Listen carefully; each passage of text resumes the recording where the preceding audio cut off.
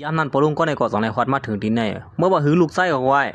ร้อนตั้งสินตั้งมืดเมื่อไกลเนี่ยเป็นมาเปลี่ยนเหรียญเปิ้นเก้นั่นในอยู่ปอลุงก็ในก็อีสังคก็ใจขยโยแต่ยาว่าสุขว่าจะหือขนาดในปอลุงก็ในก็สามารถสู้อันตุยรู้เขาเป็นคนผ่านเหตุการณ์เฮ็ดหน้าอันก้อยเดี๋ยวเงินตีแล้วมีบ่ตีลีนงซึ่งไหนใช่ว่าเขาเป็นคนผ่านอันก้อยเขามีเงินนำบ่เป็นดันได้หรอเขามาหยอกเหรียญเปิ้นเก้นั่นปอลุงก็ในก็สารวัตรใจเจอมันมาเปลี่ยนมาเหรียญเปิ้นก้อยในอยู่ซึ่งในก็เมื่อได้ยินข้อความรัดปอลุงในก็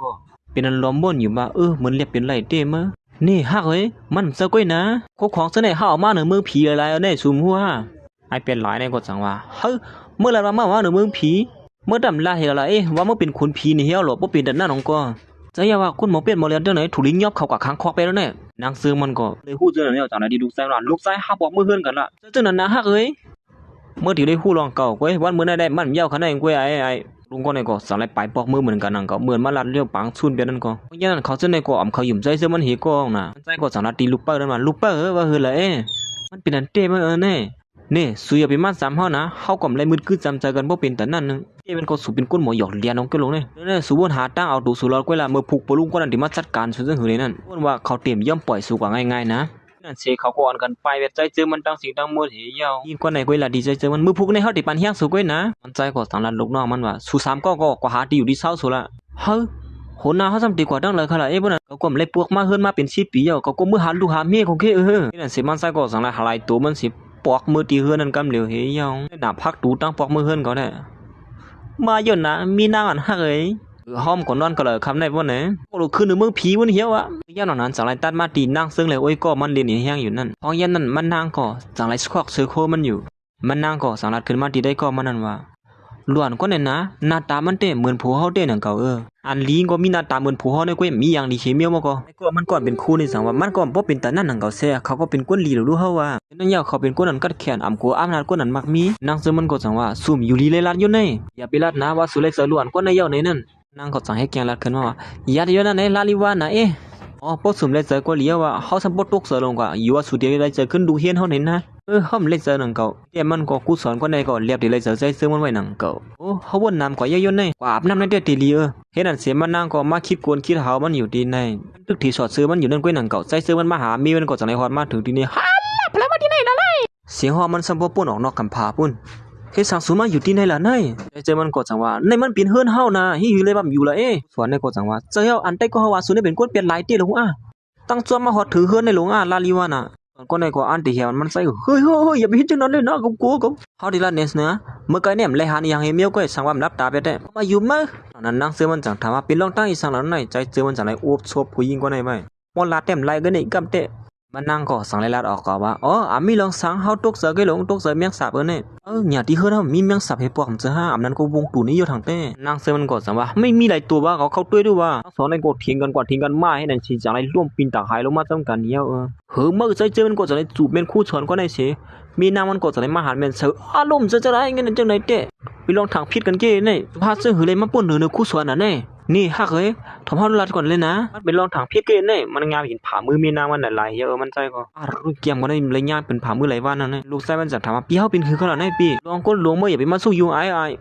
เฮ็ดนั่นเสเขาก็สั่งไล่ฮอดมาที่ผังต่อยมวยนั่นยิ่งก่อนลูกชายมันเลยเจอนั่นได้ก็เป็นคนอันต่อยมวยกัดแขนก้อนนึงนางผู้ชายก็ปักคิดดาหายให้ไหนก้อ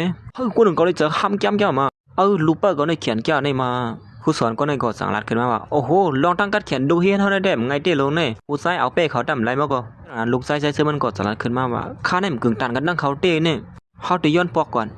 เมื่อได้ไปกว่าดังเลยกำก่อนแน่มันใจก็สั่งลากคอลูกชายมันสิมาหาผู้หญิงคนนั้นอยู่ยาว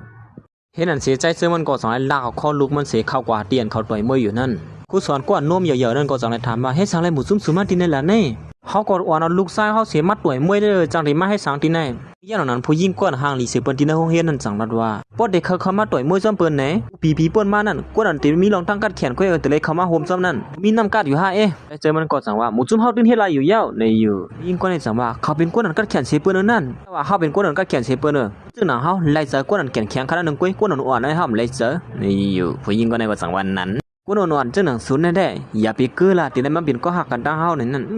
บ่นก็คัดตินน่ะใจก็ในก็เป็นนั้นตื้อเจ้าสิลีอายไว้อยู่นั่นก็มื้อย่ำนั้นได้ก็กะมื้อย่ำนั้นใจซื้อมันจังนั้นว่าป้อนลูกชายเอาเป็ดสุไลรู้สุดีที่จะเหือย่ำนั้นอายเป็นหลายนั่นก็จังได๋ฮอดมาถึงที่ไหนกลางวันน่ะมาตุกสุสมบ่นอนฝันอยู่เฮาในมาอย่าไปนอนฝันกลางวันอยู่ๆล่ะอายเป็นหลายนั่นเดี๋ยวเอาเป็ดเปิ้นไรนี่นั่นปุ่นอ่อนลงซื่อนั้นเตื้อกินนวมเกยตอนนี้ปักเลียนปักลายมันของเขามาให้ไหนเอาน่ะมื้อย่ำนั้นได้ก็มื้อย่ำนั้นผู้หญิงก่อนห่างลีเสปืนที่ในห้องเฮียนนั่นก็สายลงเข่งมวยมาสิถามว่ามาให้สั่งที่ไหนล่ะแน่เขาก็มาหาซื้อนั่นน่ะสั่งแต่มาให้สั่งหลายยันปัวลองตั้งกัดแขนสูนให้เสมาสันจะเฮานั่นน่ะมันก็สั่งลัดที่ผู้หญิงก่อนห่างลีเสปืนที่ในห้องเฮียนนั่นว่าเพราะสุซุ่มเฮานั่นแหละสุดได้ย่อมเป็นก็หักกันตั้งเฮานะมื้อย่ำนั้นครูสอนก่อนนมเหยอะนั่นก็สั่งลัดขึ้นมาว่านี่สูเป็นการต่อยมวยธรรมดาก็เฮ็ดสั่งสูมัตตาผันกำลังเพิ่นจังไหนล่ะอันสุนั้นมันสูงน่ะป้นตีเยอะนะก็สั่งในลัดที่คู่ขนาดสูเป็นคู่นมเหยอะขนาดนึงก็สั่งนมสมเหยอะสูมีสั่งเหยอะกันนั่นมาสั่งสอนเฮาจังไหนฮะก็นุ่มก็ในเฮาในเหยอะนี่มาผู้ชายก็นั่นก็สั่งถังเล่ลงเพิ่นกว่าก้อนนึงยาวก้อนนึงเฮาด้วยมันว่ากดติมาขี้กันเฮาเนี่ยมีเผาลงแน่เนาะเผาลัดว่ามีเฮาลูกชายเฮาไหนให้กันนั้นสู้ๆดิพร้อมอยู่ฮะ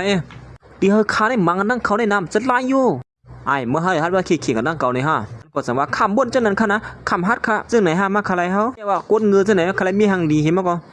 บ่มีน้ำกัดก็อย่าไปมาหิมก็หักกันนั่งเก่าเฮ้เมื่ออย่าไปมุมมองไอ้สัตว์ไหนเปิ้มุมมองสัตว์นาปุ่นนี่ก็ถ้าเป็นคนขี้ยานขนาดเนาะไล่จะผู้หญิงกว่าฮัดใครมาให้ก็คือหนึ่งก็ไว้เนี่ยผู้หญิงก็ได้จังนั้นบ่นถึงว่าสูงเงือบ่เป็นตาแน่เนาะเจอมันก็สังว่าอย่าไปโก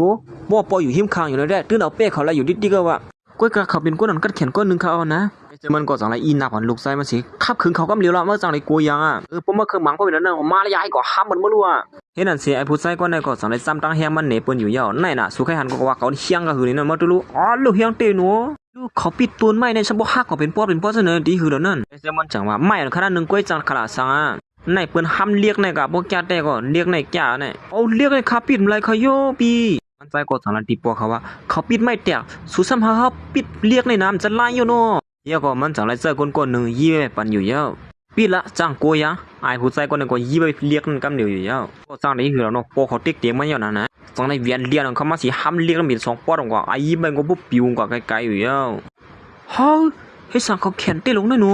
อะไรกำได้ในตั้งตัวอินวะก็ผู้ชายคนนั้นก็เปลี่ยนตัวเสียแล้วว่ามันเป็นความไรมันถึงเปลี่ยนไปแล้วล่ะยิงก่อนห่างดี10%นั่นก็จังว่าสุยซึ่งเฮ็ดไรล่ะเนี่ยเฮาก็ฮู้นะเฮาปิดเฉยก็มันแตกให้นั่นยึงเป็นหือไว้ล่ะ AI บ่ได้ฮัดตากันนั่นผู้ชายก็หากำได้เมื่อยันนั้นไอ้ผู้ชายก็ได้ความไปเขียวสังลัดขึ้นมาว่าโคควางอันน่ะมีเสือเสื้อไหนผักก็เฮ็ดแล้วได้ก็หามาปัดเดียนปัดไล่กันด้วยเนี่ยบ่นั่นก็ก้อยกะไอ้ผู้ชายก็ได้ก็ตึกกูอยู่เฮ็ดนั่นติ๊กๆแม่เฮาลัดว่าการผิดกันตั้งเปิ้นได้มันลีเนี่ยว่าก็เพราะว่าอยู่เยอะเมื่อเรียบฮัดนะตึกกินนมอยู่เลยเนาะปกติในห้องเรียนผักก็ฮู้อยู่ว่าเมื่อในเป็นคนขี้โกคนขี้ยานไหนนั่นอย่างนั้นครูสอนก่อนเป็นได้ก็เมเขานั่นจังนั้นว่าอย่าไปยุ่งก้องเขายงโตซาเมื่อกี้นั่นยิงก่อนห่างรีซิเบอร์นั่นก็จังนั้นว่าในมันเป็นเนื้อเกี่ยวกับเฮาเลยตั้งสูงไว้นั้นใจเสื้อมันก็จังไหนปากลูกเป้ามันนั่นปีนกว่าสิลองในกวนไส้ก็ลูกครับขึงผู้ยิ้มลูกกับไก่หลายลูกไส้ในก็จังนั้นตีปอเขานั่นว่าปีค่าคัดหมอปี10ปอเขาได้ค่าดีอยู่แล้วในค่าหมอปีค่าได้อาจารย์ที่กูยาจ่อขึ้นมาเดียวละใจก็ในเด็กใครปิดนะขึ้นมาเปิดดินเคียงแนวนะมันใจเด็กก็กำตามือเด็กก็เหมือนจึงหันในขนาดเนาะเห็นอันเสียเขาตั้ง2ก็อันดีมาโหกันอยู่ยาวเสื้อเขาก็เป็นอันชุดเดียวเปิดเผยเที่ยงตั้งนานในขณะ